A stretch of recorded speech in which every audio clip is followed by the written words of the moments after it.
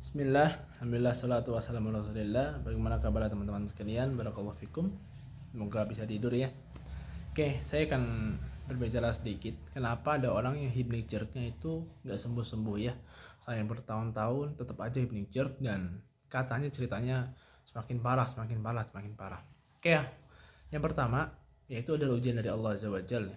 Semoga teman-teman tidak seperti itu. Ya, semoga saya juga nggak seperti itu. Oke, kemudian yang kedua, ini kan kita lo mencari penyebabnya ya.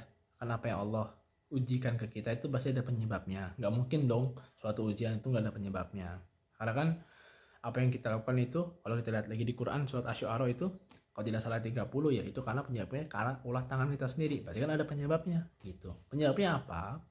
Ya, kalau untuk hypnic jerk yang lama nggak sembuh-sembuh ya. Ini karena kita ini berada dalam mind block. Kita ngeblok pikiran kita. Kita ngeblok pikiran kita dengan masuk ke dalam forum atau dengan kita bertemu dalam wanita hypnic jerk yang mana dia setiap hari menceritakan derita dia ya. Itu memang saya rasakan ya. Ketika saya masuk ke dalam forum tersebut yang bahas hypnic jerk, meskipun secara pengetahuan itu banyak, tapi entah secara ilmiah benar atau enggak pengetahuannya, saya nggak sembuh-sembuh.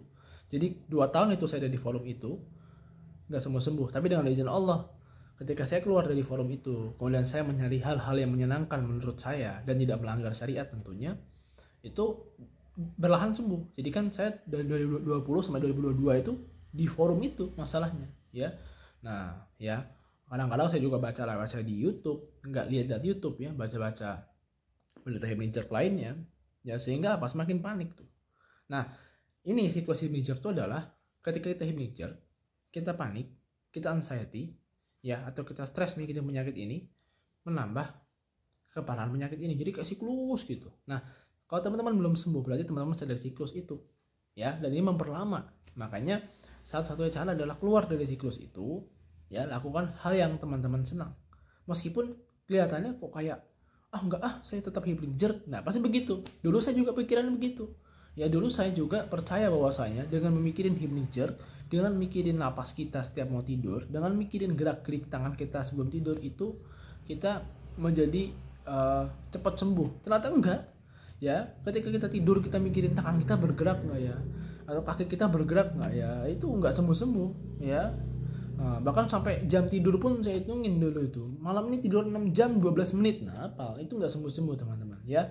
Seperti itu. Jadi memang metode kepasrahan, membiarkan diri dalam keadaan rileks gitu ya, itulah menyembuhkan kita ya, dengan izin Allah tentunya ya. Dan memang kalau terapi tidur seperti itu.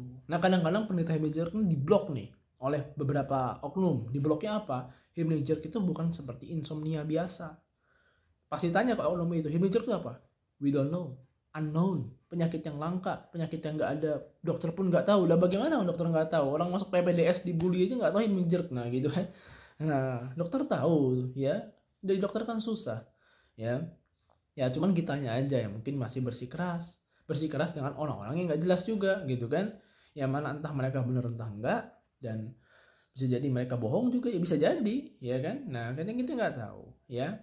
Nah, kita ngeblok diri kita, hypnic jerk itu bukan insomnia, hypnic jerk itu bukan not anxiety related dan sebagainya ya. Oke, kemudian yang ketiga, kalau ingin membedakan tentang hypnic jerk anxiety atau enggak gitu kan, pasti kalau teman-teman misalnya saya hypnic jerk nih karena saya nih taruhlah multiple sclerosis ya. Multiple sclerosis itu kan saya pernah tanya ke orang yang multiple sclerosis, ciri-cirinya gimana sih, susah tidur enggak susah tidur, tapi memang iya dia ada kondisi di mana saraf dia itu lumpuh. Nah sekarang saya tanya, ketika teman meyakini hypnic jerknya misalnya, kalau multiple sclerosis pernah lumpuh nggak sarafnya? Saraf lumpuh itu bukan lumpuh permanen ya, tapi lumpuh yang nggak bisa bergerak sehingga harus dibawa ke rumah sakit kalau kayak gitu ya. Atau hypnic jerknya karena epilepsi, pernah nggak kejang gitu kan? Atau hypnic jerknya karena misalnya ada bagian tertentu di otak yang rusak ya, CT scan-nya ada tidak, kemudian pernahkah ada ciri-ciri tanda lainnya gitu kan. Dan tandanya harus jangan yang mengada-ngada ya, karena kalau yang mengada-ngada itu nanti jatuhnya bisa jadi ke psikosomatis. Dan ini juga ya masih dalam ranah anxiety tadi ya.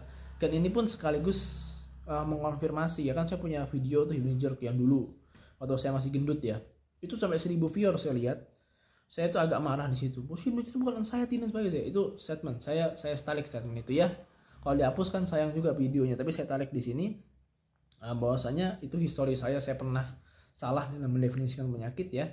Dan alhamdulillah ya saya yakin bahwasanya yang penting kita pola pikir kita baik, kemudian pola makan kita baik, insya Allah hidup kita menjadi lebih sehat. Barakallahu fikum.